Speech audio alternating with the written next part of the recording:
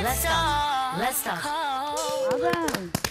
Hi, everybody. What's up, guys? How are you? How you doing? This is yet another episode of Let's Talk. Welcome to the table. My name is Lydia KM. My name is Dana DeGrazia. Happy Thursday, everybody. Yeah, happy Thursday for real. One more day and it's the weekend. Yeah. Yo, and I'm Ray, and I'm Ray Kiragu, and I've been the guest host, and I'm just so happy to be again here with you guys. Yay. We love having We are you. starting the weekend early, guys. This like is that. the vibe. So look what we're wearing. Look at this. We are just Look at Lydia's Hey. sleeves. Are those not party sleeves? Come on, people. we're starting the weekend early, guys, and we hope you're enjoying the show. Don't forget the hashtag is Ebru Let's Talk. Anything that we talk about that you feel like you want to tell us how you feel, please join us. Nice. Let us know. We are here to listen, but we are also here to spill all the tea, ladies. Yeah. So without further ado, we bring you Hot Talk. Seat, girl. This is what you need. Let's talk. Let's talk. Let's talk. Let's talk. This, unfortunately, we're starting with the 254, and I would love to say that this is new or I'm bringing anything hot to you, but unfortunately that I'm not. The most recent case is a Chinese man has been arrested and allegedly deported for insulting a Kenyan employee. Now, the person who put the video out was an employee of Sonlink Limited, and they sell bikes in Rural. So shout out to them, first of all, for exposing this. And it's a video, and in the video is seen a Chinese man, and he is insulting Kenyans, saying we are monkeys. And this is all with no exception. We are monkeys. We're black and he doesn't like us, we are poor, etc., etc. And at one point, the employee does ask him, then why are you here? I mean, you're in our country, I didn't find you in China. Nobody invited you. Right, to which he replies, for the money.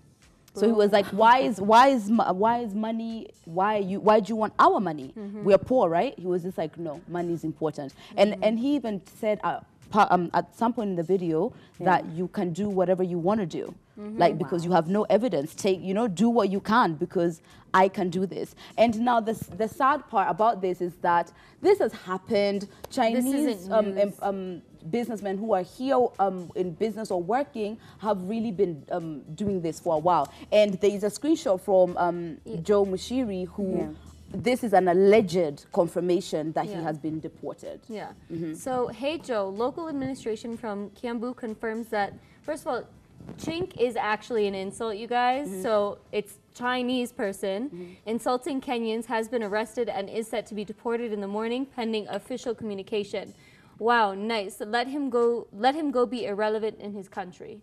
Yeah. So, I mean, again, first of all, the thing is, it's like if we're going to be happy that this man is being deported for racism, we probably shouldn't use the words like chink and windy and stuff. But considering what he's done, we probably don't want to be sensitive about nobody's going to come at Joe Mushiri and be like, how dare you, right? Yeah. The thing is like, this is a slippery slope simply because we have gotten so much from the Chinese, and not a slippery slope in like our sense. It's just like, this should kind of open people's eyes. Like, we're clearly being taken advantage of as Kenyans. I like how I say we. But Kenya is being taken advantage of, and this is only one example of like how a lot of Chinese people who come here feel, unfortunately. I just feel, first of all, that's so wrong on so many levels. You came to our country. You're like on our soil. Yeah. And then for you to do that. But then what I hate more, you guys, and this happens, stories have come up oftentimes, is it's one thing, the racism is bad, but I don't like it when like fellow Kenyans kind of condone it. So this is good because people talked it up. It's obviously being, I don't also think being deported is enough, you guys. I don't know. I kind of put feel him like on blast back in China. I feel like he should like at least serve time for some time in our prisons, a little. Yeah. Because then I don't know. Because it's the gravity of it. You just came to my country, called the president a monkey as well. Like, come on. Yeah, he's awful. But here's the thing. Unfortunately, the law doesn't pick like, okay, foreigners, when you do this bad thing, you get this, and there's no meaning. The nationals, you get this. So if me calling somebody else a monkey, I won't go to jail. Then it's rare that we can impose that law on somebody else. But you're a visitor in our country, and so the terms of your visa are that you don't do certain things. Like you can't storm around somebody else's country doing whatever you want, maybe the same way a Kenyan national would. So whatever is going to be imposed on him, it needs to be a message, and unfortunately it's going to be one of those make an example out of the man. But that's what's going to be. But some of these things I kind of see that it's been really more. If I welcome you in my home, Ray, and you sit in the best chair and you have all the best food, sooner or later you're gonna feel like you are the boss.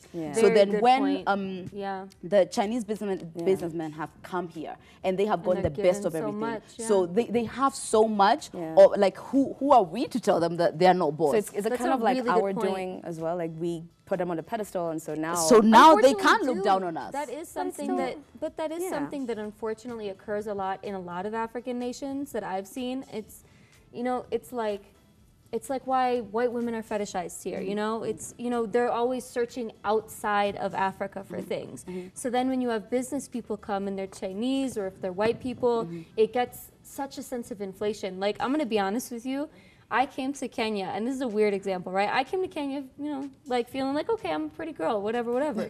And then when you get flirted with and you get this whole sense of sensationalism and stuff, you start really feeling yourself. And that's what happens in business. You know, these Chinese people come here, and not only do they get this confidence, but they also get this confidence of like, I can really abuse these people because they don't seem to know better. They don't seem to understand my like ulterior motives. What Dana is not really, I guess, saying straight to the point is this another example of either white or Chinese privilege. That's it. You come into a country and this sense of foreign things are better makes you feel like, you know what, I can do whatever I want. Anyway. Thank you for saying that for me. Yes, it's okay. Take us to the next story. So the next thing is it's a lighter story, right? It still kind of talks about privilege, but we all know King Kaka, yeah? So there is of course we know King Kaka. Yes, we know him. He's a legend. So there's actually a video that's going to be aired, so I don't have to say too much. It was funny, but you know how there's always truth in jest, yeah? No matter how much you joke about it, it's true. Ayo Liza. Ladies and gentlemen, Nairobi. Mkeni wote ule nani wala tukupigianga kila siku asubuhi. Ugotea kinawaka dai. Alafu kinganga anasema sema wewe. Letter signing ya Wasafi. Kicking Kaka. Letter signing wa Wasafi anaitwa Mayina Kagangs. Dinaka stage ni Kagangs. Kagangs boy. Atisho yangu wanza. I guess there was like a lot of humor in it, but a lot of people are kind of happy that he said it. Feelings get hurt. Yeah, but people are like, yes, this is good because a lot of people actually agree with him. But you're in radio. Yeah. I mean, I just spill the tea, girl. The thing about radio, especially, you know, the thing, not just radio, but just media in general. Once you have a platform, people look to you to represent. So it's like they do play Kenyan music on that station, a lot of it. But it's like because, well, maybe his own personal preference, not as the radio presenter, but just as a person. Maybe he just genuinely likes.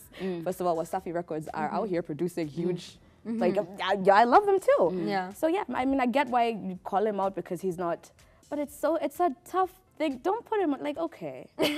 Is he wrong to play Wasafi? Does he play it too much? Maybe. But is he wrong Such too? a politically correct answer. Just why, I mean, I wish they could also appreciate the stations that do play with as much gusto as you do. Yes, I mean, but what about, okay, we're going to ask you a little bit of a loaded question. What about Homeboys Radio? I mean, let me not attack the home front. Shout out to King Kaka, then to HBR enough times. You can come back whenever your album drops. You know we love you. But yeah, I mean, there's got to be a balance. First of all, you have to have more local content, just basically because you are based in Kenya. Yeah, local radio what are you representing? Americans they don't even play us in other countries. True. So if we don't play ourselves here, then what are we doing? Yes, and see, that's the point. That's basically the point. And people aren't attacking him because his personal preference is Wasafi. No, I don't think anybody cares what my music is. I don't think anyone cares what anybody else's music is. True. Your preference can be your preference, but as you said, because of the platform he has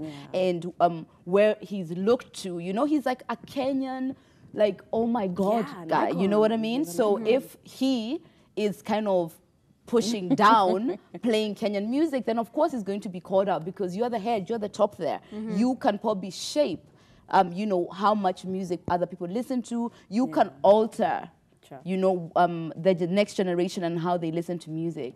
I mean, his demographic of people and the things they talk about there. Anyway, but I'm in support. I'm in support of what King Kaka said. Yeah. Of course, you know, support local business, support local music, all of that stuff. Absolutely. I also think, well, it was all like in jest. I like the, it was like, ha ha ha, lol, but yeah, you're right. A little bit of truth in there, but it's good because in the video it even shows he approached it very sweetly. You know, he approached it. He wasn't trying to be malicious. I'm not that mad at you. Yeah, but I'm totally for support Kenya, but support what's good in Kenya. We also have to raise the bar. Yeah, we do. Like, you know, if we set the bar at we play amazing Kenyan music, and that's what we play. And that's it. So it doesn't mean that now, you know, whatever other song comes out as Kenyan you can play, but just, you know, at least try and figure out the best in Kenya. That's true. Speaking of figuring things out, you know, life is all about making milestones, taking the next step. Maybe you meet the person of your dreams and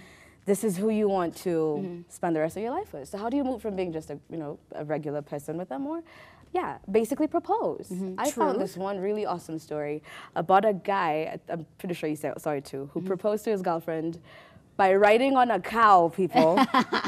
By riding on a cow. And it's white people. It's so white people. White people. Yes. I'm so sorry. I'm thinking that this was in Kenya or something like, oh, so he already brought this dowry, the first piece of it. But no, it had to be white. It had to be white. Will you marry me on the cow? What kind of a marker is that even? Okay, for real, you guys. All right, so a farmer proposed to his girlfriend of 3 years by writing, "Will you marry me?" on the side of her favorite. She has a favorite She has a favorite cow. cow, people. She has a favorite cow. Now, Chris Gospel enlisted the help of their cow. Curling oh my God. To propose to his microbiologist girlfriend, explains why maybe she has a cow, lots of cows, Elith Fraser. Now, he used a livestock marker, good, because I was wondering what kind of marker, like, that's a lot of animal writing. safe. Right? Oh, yeah, on Curly Top when he popped the question. I mean, I give him 10 points for creativity. First of all, she has a favorite cow, so he listens. He clearly knows his woman. If he was going to propose any other way, it wouldn't have worked, but she loves cows, so that's ingenuity. And I'm not one of those people who's just like putting so much pressure on a proposal. Like, isn't it the point that you are into me and I'm into you and like we're doing this thing? You know, now it's like, you know, the size of the ring better be this. He better be just flying from a helicopter. No, like just find something cute and something sentimental and let it feel absolutely warm, you know? So, Lydia, if your man wrote on, like, I don't know, attached a note to a cattail. Let me do this, If my man wrote, "Will you marry me?" on a goat, on a cow, on a chicken, the answer is yes, baby. There you have it. There you have it. Wow. Oh my goodness, I can't wait. He's gonna come to you with like a chicken inbox and just open it. The thing is, I'm loving. I mean, I'm in love. If I'm marrying the love of my life, I don't know what else matters. And I'm not the person who's saying, you know, just go out there and just shoot your shot with a bum. No, I'm just saying that moment needs to be a bit more about the sentiment. Yeah. I agree. I think so. Funny enough, let me tell you a quick story about my engagement. So first of all, if you couldn't tell, was there a pizza engagement? I'm a little bit bossy, right? So it's like when I decided that we were getting married, I'm like, babe, we're gonna get married. Oh, you decided. He was like, I was just in it. There was a proposal, right? But and if you can't see, like, it's a really modest ring. You know, if you don't have the money to spend on a giant ring right now, I'm not gonna force issues. I think the funniest part is you have to be that kind of couple that can look past anything that goes wrong. So he proposed to me, you know, in like, you know, just the art cafe by our place, real simple. And he asked them to write, "Will you marry me?" on the dessert plate. Sounds like a super cute idea, right? Yeah. So Dana, D-A-N-A, is not a common name. And apparently, even when it's written down for people, they will still say it's Diana. Oh, Diana. They still, so she wrote, "Will you marry me, Diana?" Okay, sorry, let me probe for our viewers because I know they want to know this. Okay, so let's get this straight. Yes. So you told your man we're gonna get married and then he proposed. You know what it was? A lot of it, and this is gonna make it sound sort of cheap, but hear me out. I wanted him to meet my family and I wanted to bring him to my sister's wedding. And getting a visa is really tough. Even if you're a fiance, they don't want to give it. So I was like, listen, I don't care how long this marriage lasts. We love each other. We've decided, like, this is where we're at right now. Wow. We're going to get married at the AG, and I'm going to bring you to my family, right? That is the most intense Thursday weekend thing I've ever heard in my life. That's pretty bossy.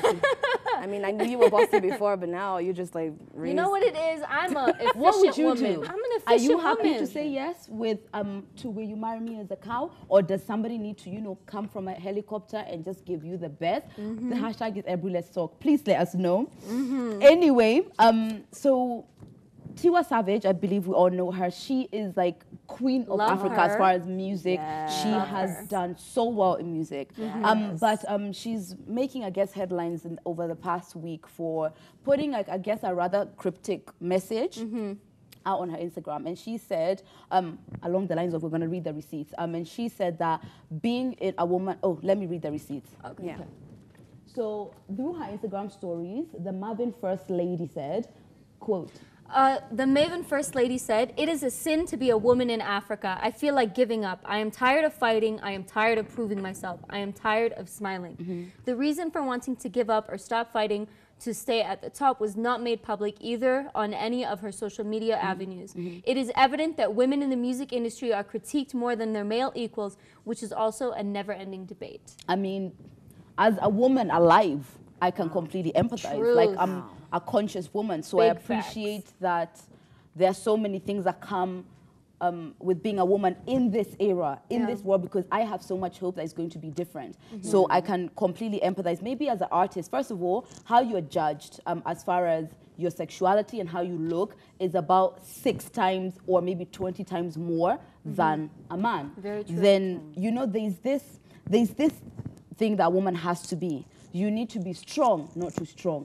You need to be sweet, not too sweet. You need to be sexy, but whoa, slow down, don't be a hoe. And I can see how, especially as an artist and as somebody who's being so scrutinized all the time, it might be tough to find a balance. It's tough to find a balance as a person now, you know what I mean? As a civilian. Yes, as just an Tiwa average Savage, person. you know? Yeah. You know what I mean? Agreed. But do we, like, just for the other side of the coin, when you get into the music industry, are you just supposed to know that, yes, it's going to be tougher, so why moan?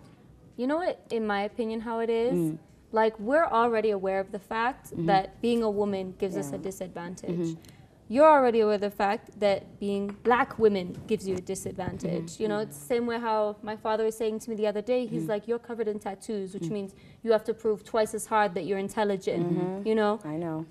She, unfortunately, when you enter into music, you, as a woman, you should be familiar with that idea because you have to be desensitized so fast. Yeah. 1000%. In fact, in any facet of the entertainment industry, whether you're a model, commercial model, runway model, singer, artist, whatever, there's always going to be a male counterpart that does something similar that you will be compared to. Yeah. And I think we live in a world where, look, Tiwa Savage is one of the most followed artists in all of Africa. Amazing. She's got over 5 million followers on Instagram alone. And social media these days is like, you live your life in the open. Everyone, and the minute you do that, then you're open. You open yourself up to all of these.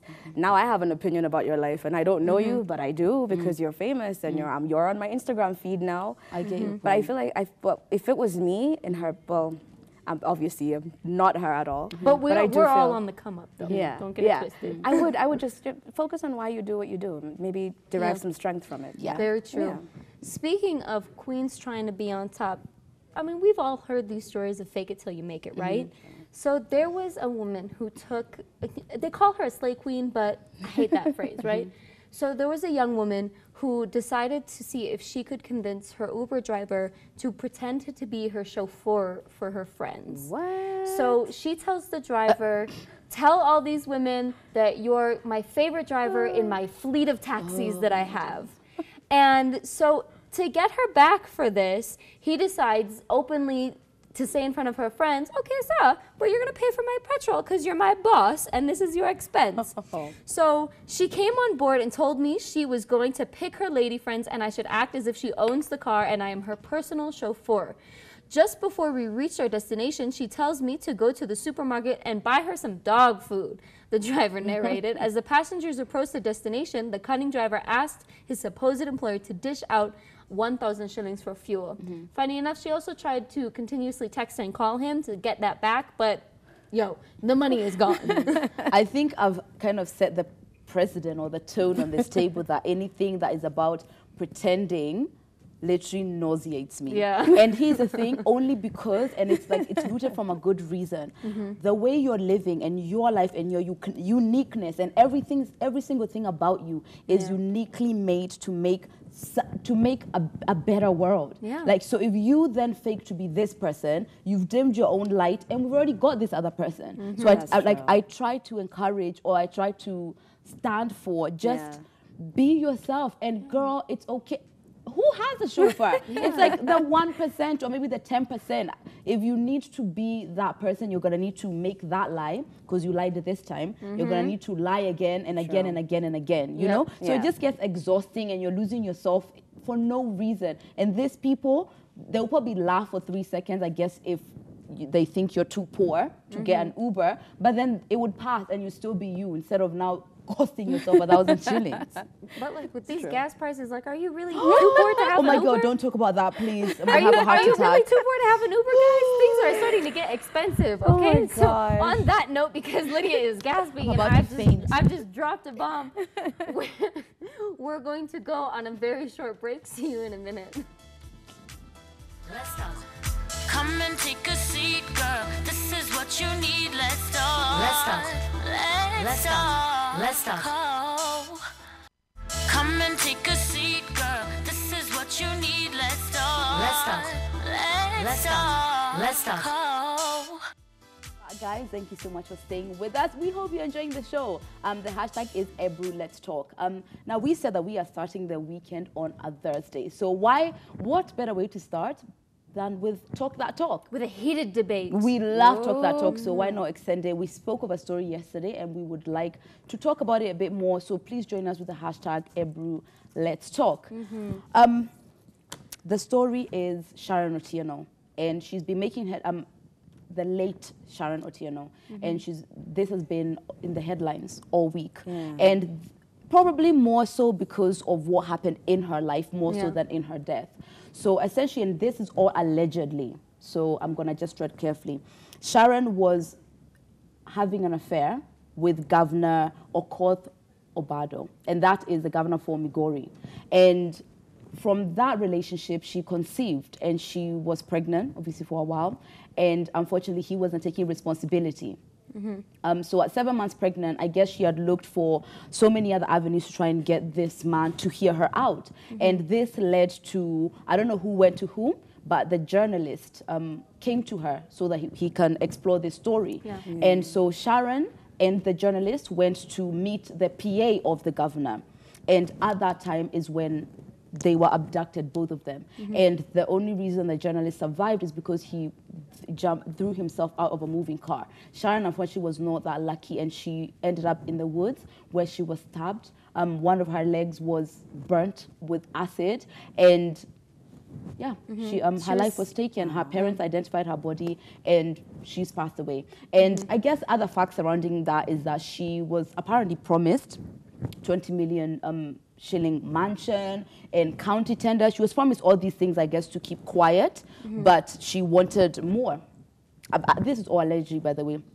She wanted more, or she wanted him to be accountable, or, you know, she wanted things her way. But of course, when you're dealing with somebody who is affluential, it's really, it's their way or the highway. And I guess you got to learn that. So we'll just break this conversation, I guess, in two parts. First, like the relationship. I mean, this is talked about all the time, you know? University students, young girls, and politicians or older men. First things first, where are we going wrong, or what can we do about this? So, a couple things for me. I feel like, first of all, approaching everything as like a where are we going wrong scenario, for me just puts so much like bad undertones about it, because then it's like it's so difficult for the upcoming generation to figure out a place to work from, because already it's like all of you are wrong anyways, you're all guilty of something anyways. And instead of like, I mean, it's sort of going back to the rape scenario. It's like, instead of teaching women how to not be raped, let's teach men not to rape women, you know? So it's like, why aren't we holding men, grown men, in positions of power that are manipulative, are, you know, have positions that can manipulate to a higher standard than a university girl? And I mean, do you guys remember what you were like in university?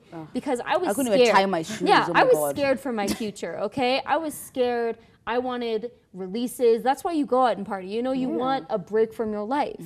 And the issue is, I have so many big issues with this story. But it's funny, as you were talking, it made a really good point, because a lot of times there are stories where young women get pregnant and then they're promised all these things. She was promised 20 million and a mansion, you know, and tender, you know, government tender.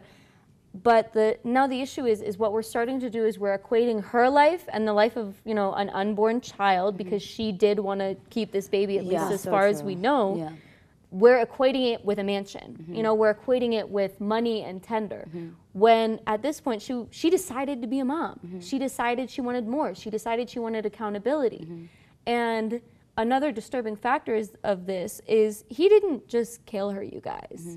I mean, allegedly. She was not just murdered. She was tortured, okay? She was tortured for her choices as a woman. And that, I think, is what makes this story so worthy of Talk That Talk, because we're in a new wave of feminism. We're in a new civil rights, you know, revolution. We're in a new generation. This stuff has to be talked about. That's just so unnecessary, like, for me. Like, torture, like... Tortured, acid. It's just, oh, man. Well, first of all, coming from a mom's perspective, you know, when you get pregnant and you're about to have a baby, there's a moment of, first of all, fear, obviously, because it's a new life. Am I capable? What's going to happen? You want so many answers and you want them now. And in her scenario, you can imagine that's just already a big deal when you're with someone who's got your back. Now you're with someone who you potentially shouldn't have been with, but then maybe you don't know the scenario behind it. And so then this happens.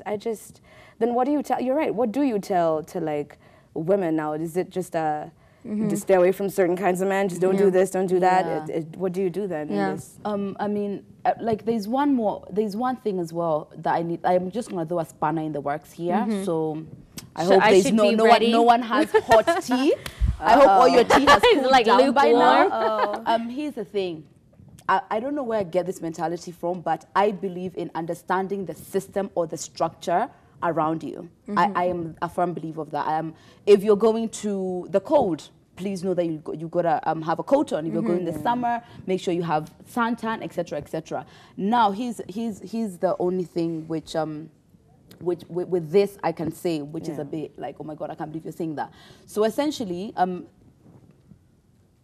know who you're with.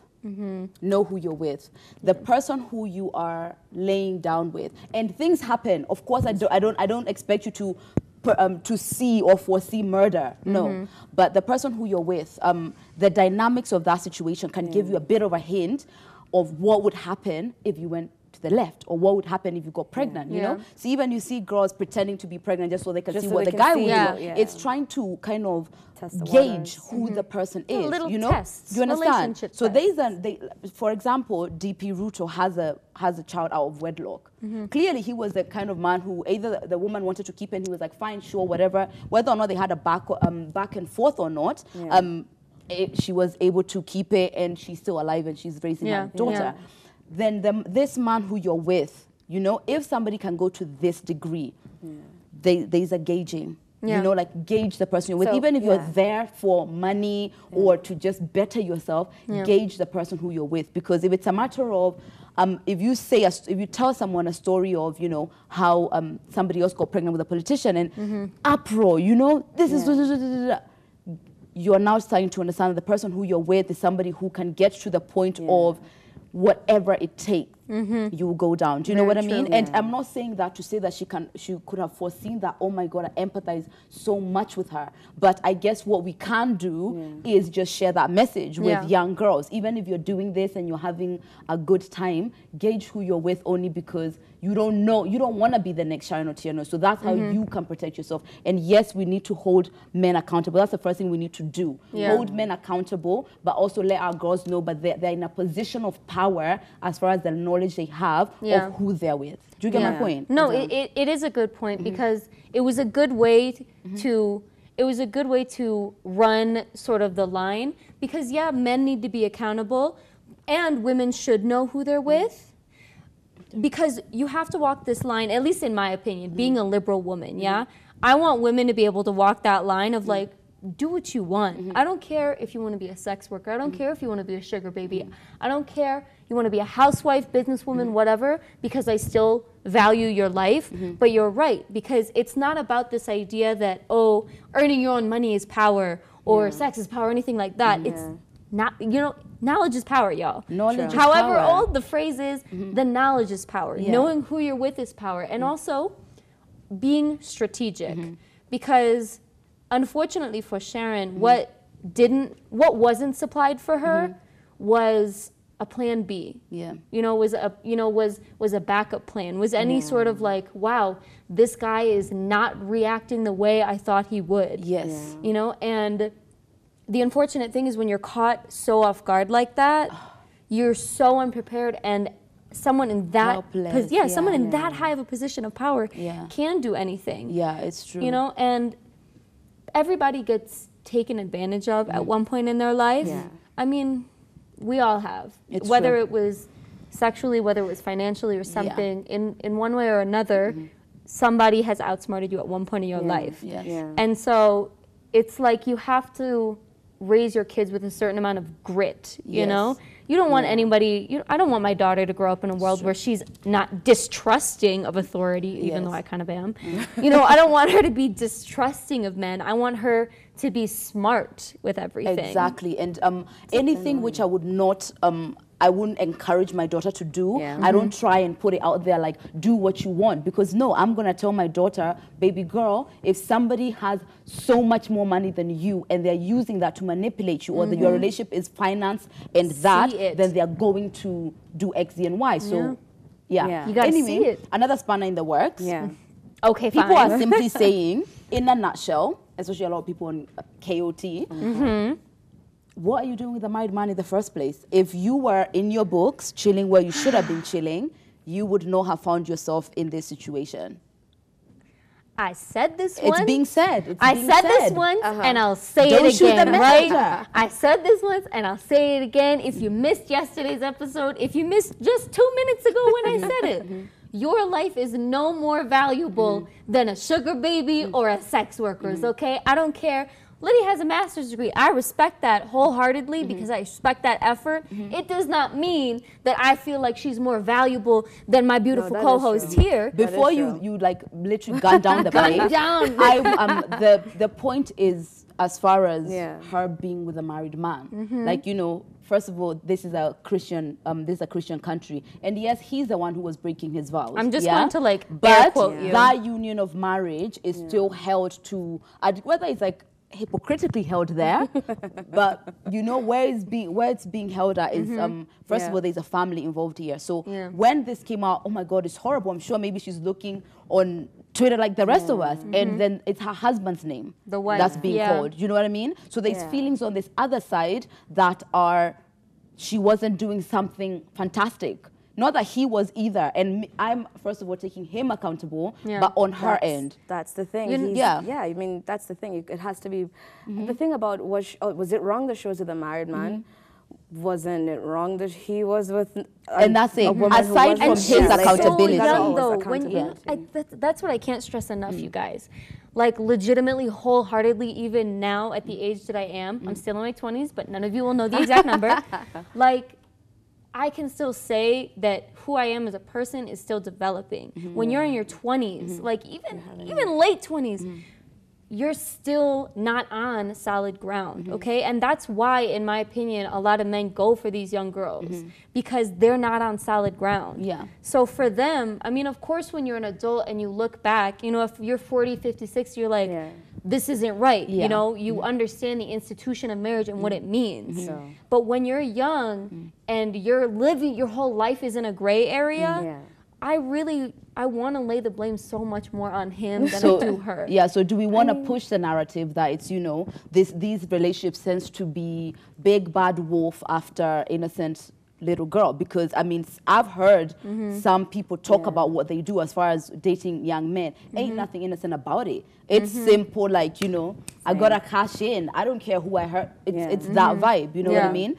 And again, we are separating her death, number one, and two, separating the fact that we've already held him accountable. So, you know, we're just looking at the holding her accountable for her actions, because it's true, there is a wife on the other end of this who's having the worst week of her life too. You know what I mean? And we also empathize with the parents and family of Sharon Otieno, who are also having a bad, you know what I mean? I'm just trying to show two sides of a spectrum, because this didn't come out as just... It makes sense. You know what I mean? It does take two to tango. It makes sense. And I think the takeaway, at least my takeaway from all this is, you do really have to know what you're getting yourself into, and then be prepared Knowledge for is power. the consequences. Because like if I'm whatever, and just to every other girl out there, because it should never, first of all, ever amount to death. Like, oh, you cheated, so then for this not to get out, I have to kill you or something. But no, but just have, and then have the right friends who will help you in situations like that. But then also, just know what you're getting into and try not to put yourself knowingly into situations that you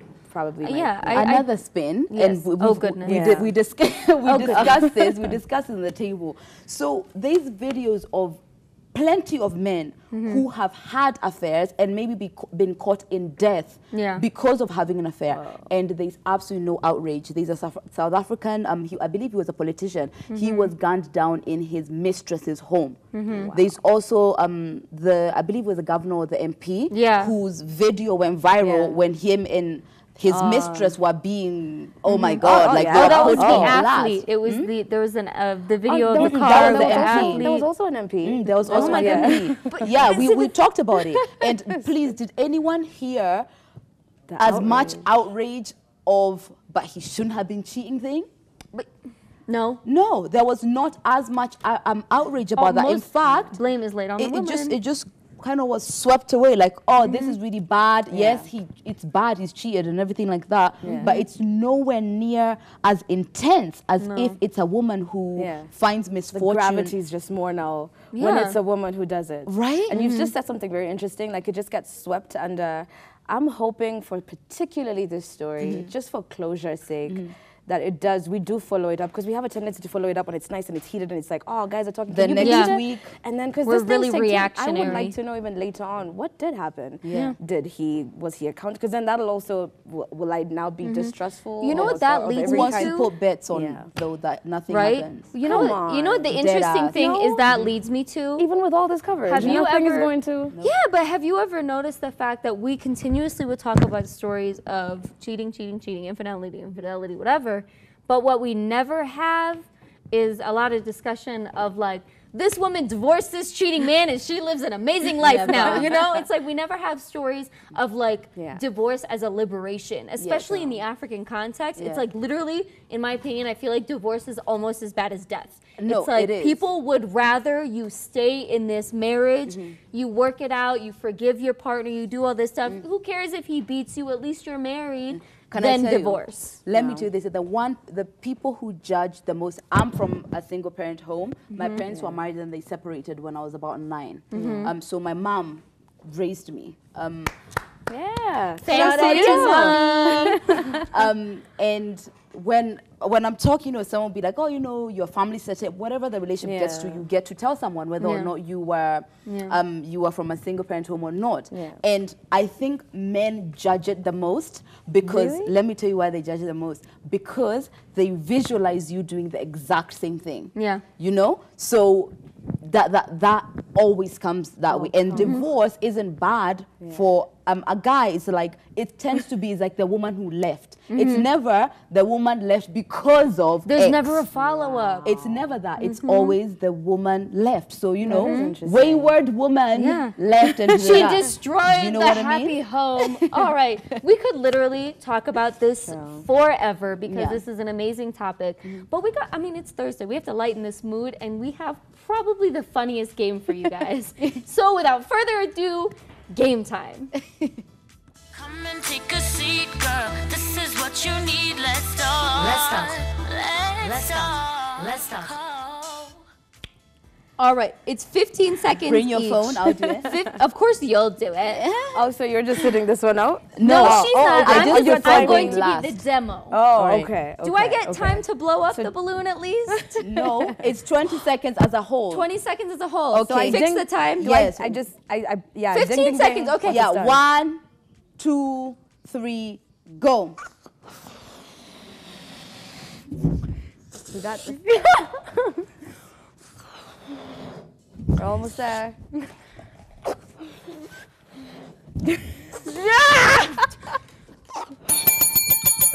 Well, she got half the cups though. I feel like that's decent. How you're tempted? many were those? 1, 2, 3, 4, 5. Okay. Yes, you can collect them. Okay, All right. so now all we have to do is beat. It's I have to just- beat 5 cups. You need to be 5 for you to be second, because we under- know who first is. That's what you're assuming. That's what you're assuming. You're so funny. Oh my Before we go into goodness. it, oh my God. Okay. Oh, so I have to wait first until you. You can do it for that. Felt so good. All right, wait. I feel You like could do did it. you move them back? Okay. All right.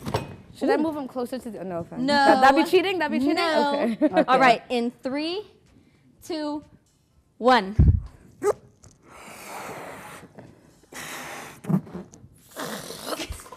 What? I thought this would be so easy. What's going on? I got it, you guys. It's still moving. And you're done. I got like what? Were those 6 cups?